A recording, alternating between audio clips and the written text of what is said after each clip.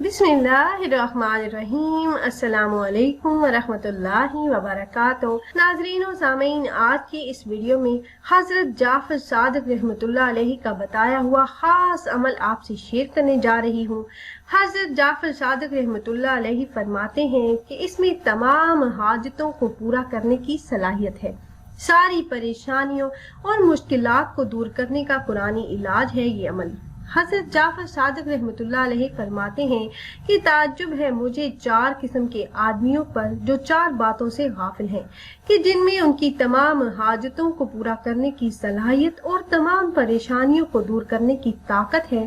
تو وہ خاص قرآنی عمل اور وہ قرآنی آیات کون سی ہیں، یہ بتانے سے پہلے تمام احباب سے ایک چھوٹی سی ریکویسٹ ہے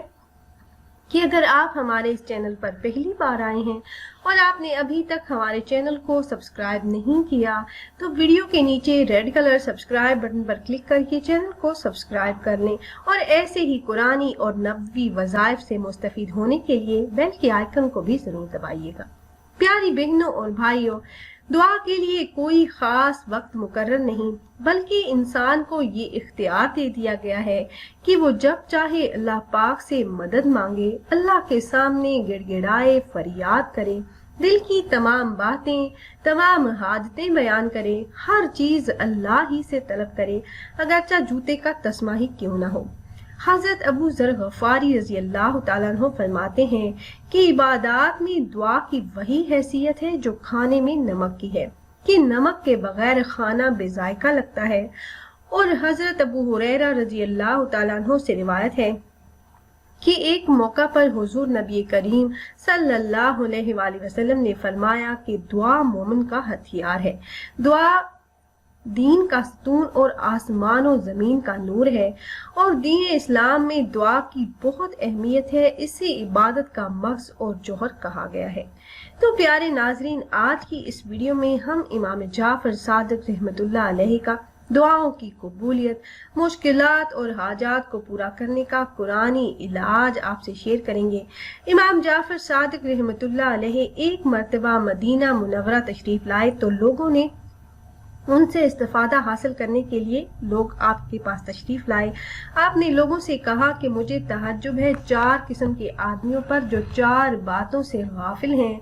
آپ نے فرمایا، نمبر 1، مجھے تعجب ہے اس شخص پر جو کسی مصیبت میں پھنسا ہوا ہو اور یا ارحم الراحمین نہ پڑھتا ہو۔ قرآن پاک میں حضرت ایوب علیہ السلام کے بارے میں فرمایا، سورہ انبیاء آیت نمبر 83 ترجمہ ہے، اور ایوب نے جب اپنے رب کو پکارا کہ میں مصیبت میں پھنسا ہوا ہوں تو آپ ارحم الراحمین ہیں۔ اس دعا کا فائدہ جو قرآن پاک میں بیان کیا گیا ہے، سورہ انبیاء آیت نمبر 84 میں اللہ پاک فرماتے ہیں، بس ہم نے ان کی دعا قبول کی اور ان کی تکلیف دور فرمائی۔ نمبر 2، جو انہوں نے فرمایا کہ مجھے تعجب ہے اس شخص پر جو غم میں پھنسا ہوا ہو اور وہ یہ دعا نہ پڑھے جو حضرت یونس علیہ السلام نے مچھلی کے پیٹ میں پڑھی، اور وہ دعا ہے، لا الہ الا انت سبحانک انی کنت من الظالمین۔ یہ سورہ انبیاء کی آیت نمبر 87 ہے۔ اس کا فائدہ قرآن پاک میں آگے بیان فرمایا، جس میں اللہ پاک فرماتے ہیں، سورہ انبیاء آیت نمبر 88 ہے، ترجمہ، بس ہم نے ان کی دعا قبول کی اور ان کو غم سے نجات دی، اور اسی طرح ہم مومنین کو نجات دیا کرتے ہیں۔ تیسرے نمبر پر انہوں نے فرمایا کہ مجھے تعجب ہے اس شخص پر جس سے کوئی خوف لاحق ہو اور وہ یہ دعا نہ پڑھے جو صحابہ کرام رضی اللہ تعالیٰ عنہ نے خوف کے وقت پڑھی تھی، اور وہ دعا ہے، حسبنا اللہ و نعم الوکیل۔ سورہ ال عمران کی آیت نمبر 183 ہے، اور آگے قرآن پاک میں اس کا فائدہ بتایا۔ سورہ آل عمران آیت نمبر 184 میں ارشاد ہے، جس کا ترجمہ ہے، بس لوٹے وہ اللہ کی طرف فضل کے ساتھ اور ان کو کوئی پریشانی نہیں ہوئی۔ اور نمبر 4، انہوں نے فرمایا، مجھے تعجب ہے اس شخص پر جو دشمنوں کے مکر و فریب میں مبتلا ہو اور وہ یہ دعا نہ پڑھتا ہو جو فرعون کے خاندان کے ایک مومن نے پڑھی تھی، اور وہ دعا تھی سورہ مومن آیت نمبر 44۔ یہ دعا آپ سکرین پر دیکھ سکتے ہیں۔ اس کا ترجمہ ہے، میں سونپتا ہوں اپنا کام اللہ کو، بے شک اللہ کی نگاہ میں ہے سب بندے۔ اس کا فائدہ قرآن پاک میں بیان کیا گیا ہے، سورہ مومنون آیت نمبر 45 میں ترجمہ ہے، بس اللہ نے ان کے بڑے مکر و فریب سے بچا لیا۔ حضرت جعفر صادق رحمۃ اللہ علیہ کے ان 4 اقوال میں یہی بتایا گیا ہے کہ آپ کو کسی بھی قسم کی حاجات درپیش ہوں، کسی مصیبت میں آپ پھنسے ہوئے ہوں، اپنی دعاؤں کو قبول ہوتے ہوئے دیکھنا چاہتے ہوں تو یا ارحم الراحمین کا ورد شروع کر دیں۔ اسی طرح اگر کوئی غم میں مبتلا ہے، پریشانیوں کا سامنا ہے تو وہ اس آیت کریمہ لا الہ الا انت سبحانک انی کنت من الظالمین کو پڑھے، اور اگر